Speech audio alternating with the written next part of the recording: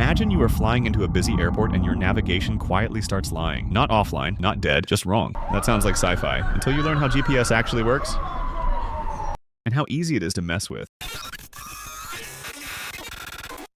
Let's begin with the acronym GNSS. It is the umbrella term for all global satellite navigation systems. GPS is the US satellite navigation system. GLONASS is Russia's system. Other major systems include Galileo, EU, NAVIC, India, and QZSS, Japan. GPS isn't just maps, it's PNT, positioning, navigation, and timing. Timing is the weird one, but it quietly syncs communications and infrastructure. It's the scaffolding under modern life. Here's the part most people don't know. GPS arrives whisper quiet. A GNSS training deck used in education compares it to seeing a 30-watt bulb from about 22,000 kilometers away. At the receiver, it can be around 10 to the minus 16 watts, so faint it sits under background noise. That weakness creates a brutal reality. You don't have to touch satellites to break GPS. You can interfere locally, near the receiver, by overpowering the signal. Researchers studying real incidents put it plainly. Interfering with GNSS is very easy. First, there is GPS jamming, because local transmissions can drown out signals coming from 22,000 kilometers above Earth. And then there's spoofing, not blocking the signal, but replacing it with fakes. So your system thinks it's somewhere it isn't, and you may not realize until something goes sideways. This isn't a niche military problem anymore. In 2025, UN agencies for telecommunications, aviation, and maritime shipping issued a joint warning, calling out increasingly frequent jamming and spoofing as a safety risk for ships and aircraft. The International Civil Aviation Organization went further. Its 2025 assembly condemned recurring GNSS radio frequency interference, originating from Russia and the DPRK, as an infraction affecting civil aviation safety. In a Taiwan contingency, analysts warned the electromagnetic domain could become the silent lever. You might not see explosions, but systems start failing, drifting, or getting confused. Because Taiwan's GPS dependence can turn into a strategic pressure point, in 2023, jamming incidents of GPS signals over northern Taiwan occurred, finally disappeared from the skies. In that kind of scenario, the spectrum, including GPS, can become a major battleground. And the stakes around the strait are already elevated, like the recent $11.1 billion US arms package to boost Taiwan defenses. Here's the uncomfortable argument from a recent analysis. The US is still overwhelmingly GPS-centric. China, meanwhile, operates Beidou, China's independent global navigation satellite system, similar to the US GPS, Russia's GLONASS, and Europe's Galileo. Beidou operates on its own GPS timing infrastructure. First, signals from space, Beidou navigation satellite system. Second, the terrestrial broadcast. This ground-based, high-power, low-frequency radio signal system is extremely difficult to jam or spoof. Third, fiber optic cables, high-precision ground-based timing system. An extensive network of fiber optic cables and hundreds of ground stations provides highly precise timing services across the country. All three systems form the PNT resilience triad. This system operates independently of each other, ensuring that a disruption to one source is unlikely to affect the others.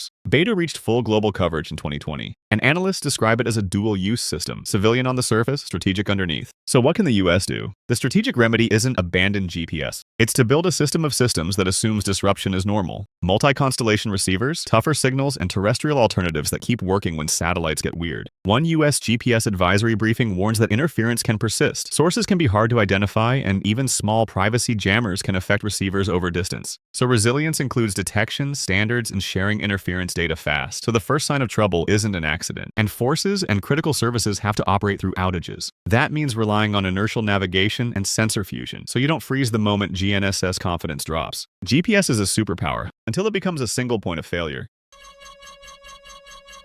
The countries that treat PNT like critical infrastructure, layered, monitored, and tested, will have the advantage when the signal gets contested. And the scariest part, the disruption can happen without a single satellite exploding.